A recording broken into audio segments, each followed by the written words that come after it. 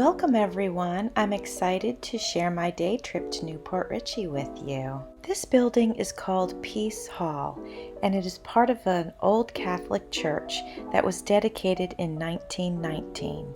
In 1921, it was heavily damaged by a hurricane, but it has since been restored.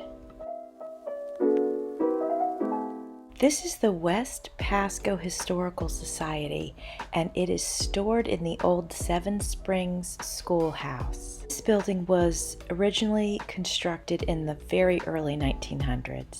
Johnny Cash actually owned a home in Port Richey, and when he was there, he spent time fishing and writing music. This museum houses so many wonderful antiques. Notice the beautiful woodwork around the doors and around the windows. Here we have a little bit more information on this structure. So it was built in 1915. It closed in 1925. Look how high the ceilings are.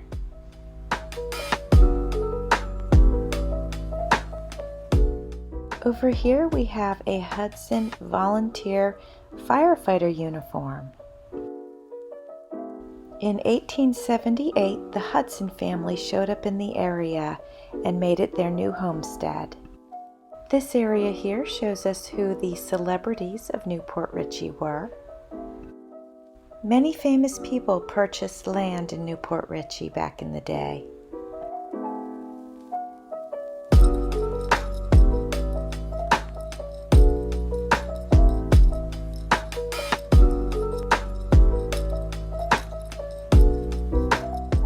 There are so many wonderful artifacts in this museum. I could spend hours here.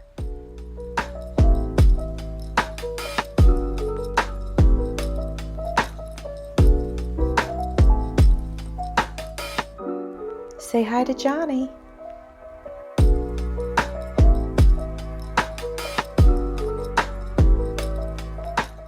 Like much of Florida, Port Richey also had many citrus growers.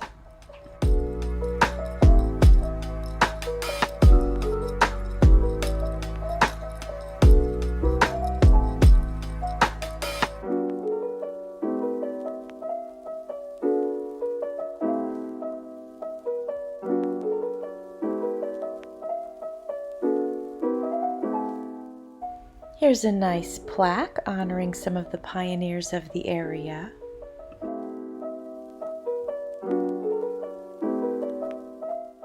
In 1927, the McKay Shoe Repair Shop opened up on Main Street. Here are some artifacts from that little shop.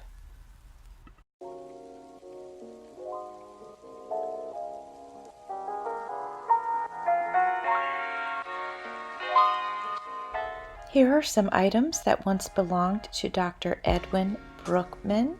He was a local physician and also the mayor of Port Richey from 1944 to 1952. The Port Richey Press began publication on November 21st, 1918.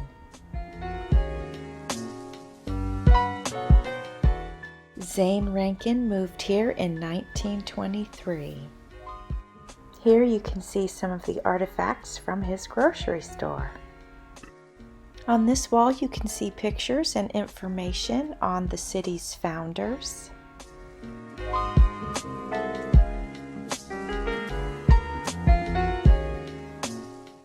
This room is called the Indian Room, where you can view local Native American relics and artifacts. In 1976, in an orange grove, a clay vessel was found. It is displayed in this museum.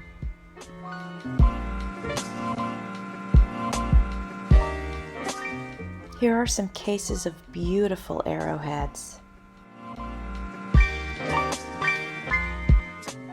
I really like this picture of Main Street in 1927. I'm excited to tell you all that the Hacienda Hotel is currently being refurbished. This hotel originally opened in 1927 and had fallen into disrepair since that time. In 1968, a fire occurred at the hacienda. 27 residents were evacuated, but nobody was injured. 12 rooms sustained major damage. Look at this beautiful mural. I got to pop into Ottaway's ice cream shop and I got a banana split and it was fantastic. As you can see, they serve all kinds of goodies here. I really enjoyed my banana split. I think I will definitely have to come back here again. Outside in the park today there was live music. This is Sims Park.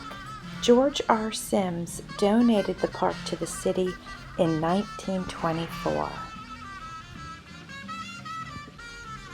This lake is called Orange Lake. As you can see, this area is absolutely beautiful. In the middle of the lake is a fountain. This park is protected by Port Richey's very first ordinance, and because of the ordinance, the park will always remain the People's Park.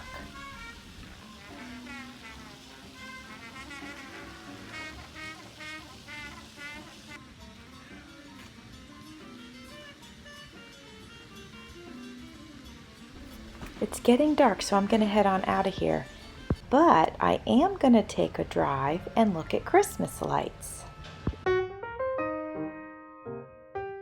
Keep watching because eventually we are going to get to a house that is the most decorated house that I have ever seen. It is absolutely beautiful.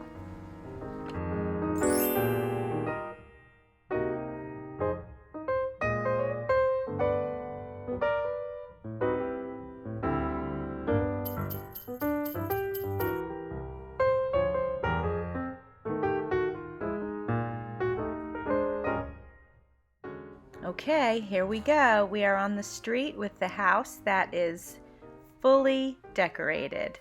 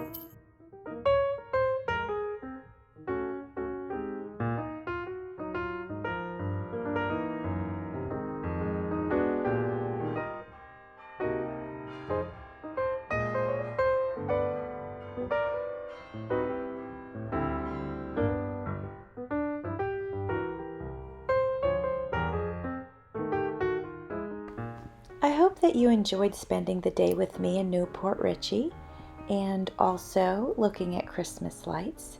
If you did, could I get a thumbs up? Also, I would love it if you would subscribe to my channel. Happy holidays, everyone! As always, thanks for watching.